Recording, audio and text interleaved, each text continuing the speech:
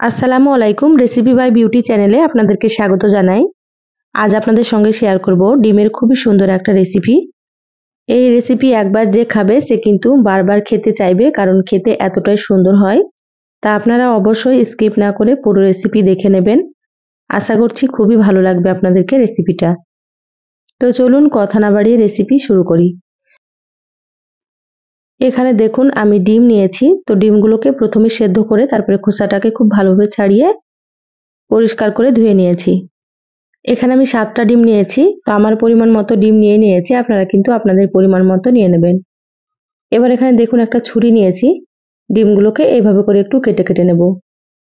ডিমগুলো এভাবে কেটে নিলে কিন্তু মশলা খুব সুন্দর মতো ডিমের ভেতরে ঢুকবে আর ডিম খেতেও খুব ভালো লাগবে।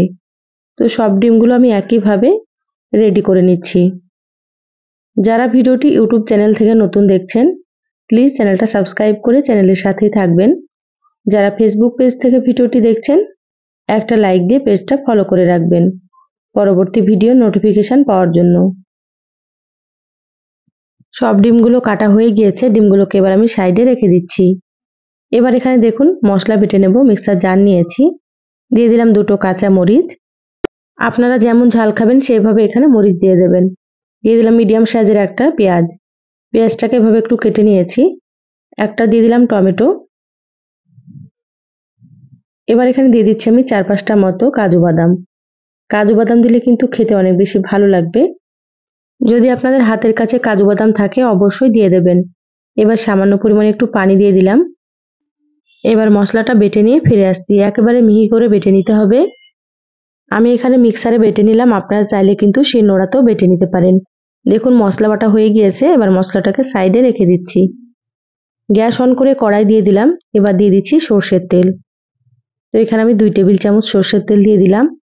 তো এখানে আমি সর্ষের তেলে রান্না করছি, আপনারা চাইলে কিন্তু সয়াবিন তেল দিয়েও রান্না করতে পারেন। এবার তেল খুব ভালোভাবে গরম করে নিচ্ছি। তেল গরম হয়ে গিয়েছে। এবার আমি এখানে দিয়ে দিলাম পেঁয়াজ কুচি। তো এখানে বড় সাইজের পেঁয়াজ একটা কেটে নিয়েছি। তো পেঁয়াজগুলো আমি বেরেস্তা করে নেব। এইভাবে গোল গোল করে কেটে নিয়েছি। বেরেস্তা করার জন্য এইভাবে কেটে নিলে খুব সুন্দর মতো ভাজা হবে। আপনারা পেঁয়াজটা এইভাবে কেটে নেবেন। এবার একটু সময় নিয়ে পেঁয়াজগুলোকে লালচে করে ভেজে নেব। একটু সময় নিয়ে ভাজতে হবে, তাতে করে সুন্দর মতো ভাজা হবে।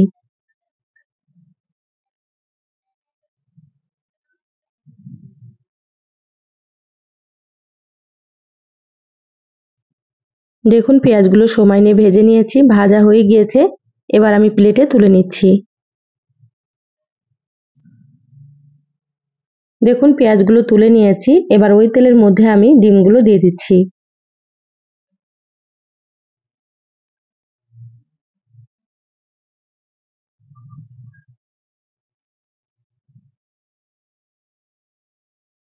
সম্পূর্ণ ডিমগুলো দিয়ে দিলাম।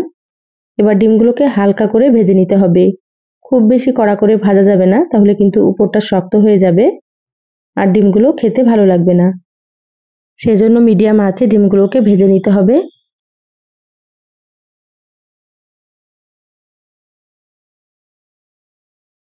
দেখুন ডিম ভাজা হয়ে গিয়েছে, এর থেকে বেশি ভাজবো না। এবার আমি প্লেটে তুলে নিচ্ছি।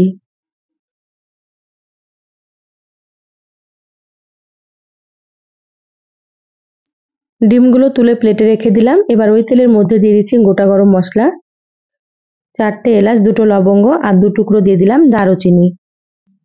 দিয়ে দিলাম 1/2 চা চামচ গোটা জিরা। এবার মশলাগুলো একটু ভেজে নেব। হালকা করে ভেজে নিতে হবে। এই পর্যায়ে গ্যাসের আঁচটা মিডিয়ামে রেখেছি।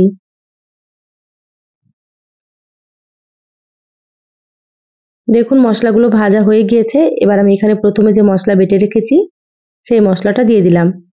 এখানে 1/2 চা চামচ দিয়ে দিলাম আদা বাটা আর 1/2 চা চামচ দিয়ে দিলাম রসুন বাটা। এবার নেড়েচেড়ে মশলা খুব ভালোভাবে একটু ভেজে নেব, যাতে করে মশলার কাঁচা গন্ধটা চলে যায়। এইভাবে 4 থেকে 5 মিনিট খুব ভালোভাবে একটু ভেজে নেব।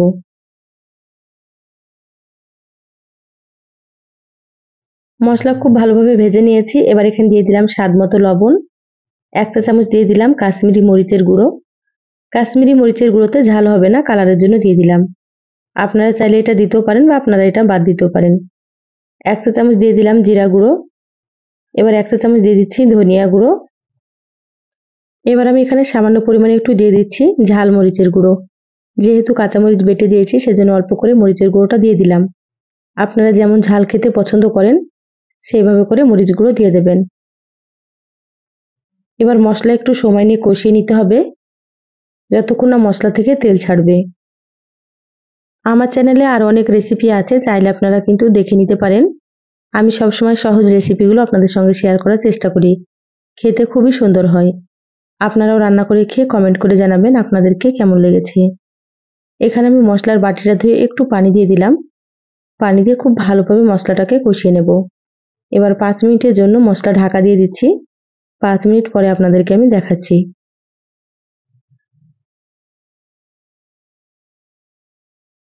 দেখুন 5 মিনিট হয়ে গিয়েছে, ঢাকাটা খুলে নিলাম। মশলা সুন্দর মতো কষানো হয়ে গিয়েছে। এইভাবে একটু সময় নিয়ে কষিয়ে নিতে হবে। এবার আমি এখানে ভেজে রাখা ডিমগুলো দিয়ে দিচ্ছি।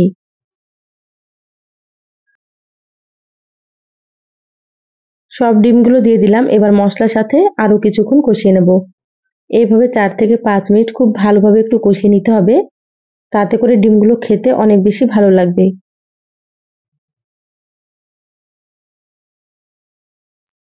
দেখুন 5 মিনিট খুব ভালোভাবে ডিম কষিয়ে নিয়েছি। এবার আমি এখানে দিয়ে দিচ্ছি দুধ। তো এখানে আমি 1 কাপ পরিমাণে দুধ দিয়ে দিলাম। প্রথমে দুধটাকে জাল করে তারপর এখানে দিয়েছি। এখানে আমি দুধ দিয়ে রান্না করছি, আপনারা চাইলে কিন্তু পানি দিয়েও রান্না করতে পারেন। দুধ দিয়ে রান্না করলে খেতে আরো বেশি ভালো লাগবে। এবার আমি এখানে দিয়ে দিলাম 3টে কাঁচামরিচ। এই পর্যায়ে কাঁচামরিচটা দিলে ফ্লেভারটা কিন্তু খুবই ভালো লাগে, তো আপনারাও কিন্তু দিয়ে দেবেন। এবার ঢাকা দিয়ে মিডিয়াম আঁচে 6 থেকে 7 মিনিট রান্না করে নেব। দেখুন 7 মিনিট রান্না করে নিয়েছি। এবার ঢাকাটা খুলে নিচ্ছি। দেখুন ঝোলটা কিন্তু অনেকটাই কমে গিয়েছে আর গ্রেভিটা অনেকটাই কিন্তু ঘন হয়ে গিয়েছে। এইভাবে রান্না করে নিতে হবে। এবার আমি এখানে দিয়ে দেব 2 চা চামচ ঘি। ঘি দিলে কিন্তু খেতে আরো বেশি ভালো লাগবে। যদি আপনাদের কাছে থাকে অবশ্যই কিন্তু ঘি দিয়ে দেবেন। এবার দিয়ে দিচ্ছি কিছুটা ধনিয়া পাতা কুচি। এবার দিয়ে দিচ্ছি পেঁয়াজ বেরেস্তা। প্রথমে যে পেঁয়াজ বেরেস্তা করে রেখেছিলাম সেটা এবার দিয়ে দিচ্ছি। এইভাবে রান্না শেষে পেঁয়াজ বেরেস্তা দিলে খেতে অনেক বেশি সুন্দর হবে।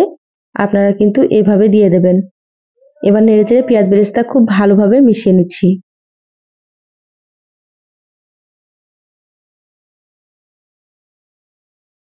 সবকিছু খুব ভালোভাবে মিশিয়ে নিয়েছি, রান্না হয়ে গিয়েছে। এবার গ্যাস বন্ধ করে দিচ্ছি।